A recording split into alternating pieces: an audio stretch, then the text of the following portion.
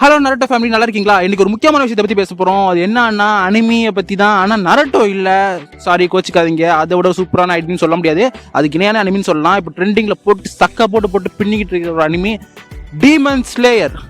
இதை பற்றி நான் சொல்கிறத விட ஒருத்தர் இருக்காரு, அவர்கிட்ட கேட்போமா? ஏங்க ப்ரோ, இப்போ டீமன் ஸ்லேயர் உங்களுக்கு தெரியுமா? டீமன் ஸ்லேயர் தெரியும். பார்த்துருக்கீங்களா? கொஞ்சம் சொல்கிறது எப்படி கேட்குறீங்க? பிளாட்டாக கேட்குறீங்களா? சரி, அதோட பிளாட் என்ன, ஒன்லைன் என்ன, அந்த கதை கரு என்ன, ஒன்லைன் மட்டும் கொஞ்சம் ரசிகர்கள் ஃபேமிலி எல்லாம் ஹீரோட ஃபேமிலி டீமன்ஸ் வந்து எல்லாத்தையும் போட்டு தள்ளிடுவாங்க. ஸோ அதனால டீமன்ஸ்ல என்ன சொல்லுங்க? டீமன்ஸ் மீன்ஸ் இந்த ஊரில் இருக்கிற கெட்டவங்க, அந்த உலகத்தில் இருக்கிற டீமன்ஸ், அப்படி எல்லாத்துலேயும் ஒரு நெகட்டிவ் கேரக்டர் இருக்கும்ல, அந்த மாதிரி தான் இந்த டீமன்ஸ். ஸோ தன்னோட ஃபேமிலியை கொண்ட டீமன்ஸை வந்து எப்படியாவது அழிக்கணுமே, தன்னோட சிஸ்டரை பாதுகாக்கணுமே சொல்லிட்டு ஒரு அண்ணனோட இயக்கம் தான். அந்த அண்ணன் வந்து எப்படி வந்து ஒவ்வொரு டீமன்ஸையும் எதிர்த்து யார் யார் கூடலாம் போய் சேர்ந்து அந்த ஜேர்னி தான் இந்த டீமன் ஸ்லேயராகவே வச்சுருப்பாங்க.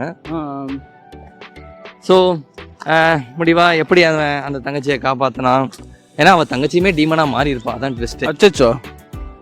ஸோ நான் ஸ்டார்டிங் எபிசோட் பார்த்துருக்கேன், ஒரு பையன் வந்து ஒரு பொண்ணை மேலே தூக்கி போட்டுட்டு ஓடிட்டு இருப்பான் அந்த பனி இருக்கிறதுல.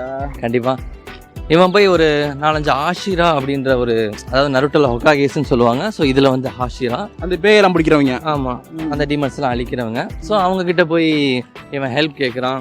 ஸோ அவங்க சாமியாருங்க.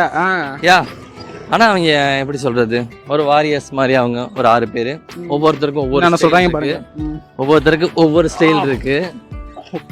ஸோ முடிவாக எப்படி இந்த 6 பேரும் சேர்ந்து அந்த பையனுக்கு ஹெல்ப் பண்ணி அந்த டீமன்ஸோட ஹெட்டு மூசான் அவனை எப்படி அழிக்க போகிறாங்கன்னா, இன்னும் சீசன் வந்து 4 வந்து ஓடிக்கிட்டு இருந்துச்சு. அப்புறம் சீசன் 5 இனிமேல் தான் வரப்போகுது. இனிமேல் கண்டினியூவாக நிறைய சீசன்ஸ் வரும். ஸோ இதில் முக்கால்வாசி நருட்டோக்கு ஈக்குவல் அளவுக்கு இதில் எமோஷன்ஸும் இருக்குது. சீரியஸ்லி அதான் உண்மை. ஒரு அனிமி பெஸ்ட் ஆகணும்னா அதுக்கு எமோஷன்ஸ் தான் முக்கியம். கண்டிப்பாக அது உங்கள் இந்த இதில் நிறையவே இருக்குது. ஸோ வேறு எதுவும் வேணுமா?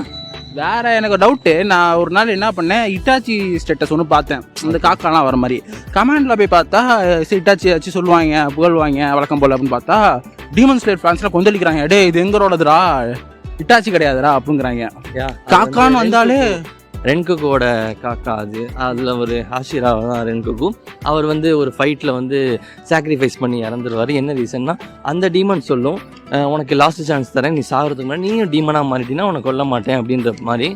ஸோ இது இந்த காலத்தில் உள்ள அந்த ஒரு ஊழல் நிறைஞ்ச இடத்துல வந்து நீ வந்து எங்கள் கூட சேர்ந்துக்கிட்டீங்கன்னா உனக்கு சேஃப் அப்படின்றப்ப இங்கே நிறைய பேர் சேர்ந்துருவாங்க. ஸோ அதே மாதிரி அந்த கேரக்டர் சேராமல் நான் செத்தாலும் பரவாயில்ல உன்னை அழிக்கிறேன் அப்படின்னு சொல்லிட்டு அந்த உயிரை சாக்ரிஃபைஸ் பண்ணிடும். ஸோ அதனால தான் அந்த க்ரோ வந்து இது பண்ண சாக்ரிஃபைஸ்னா காக்கா.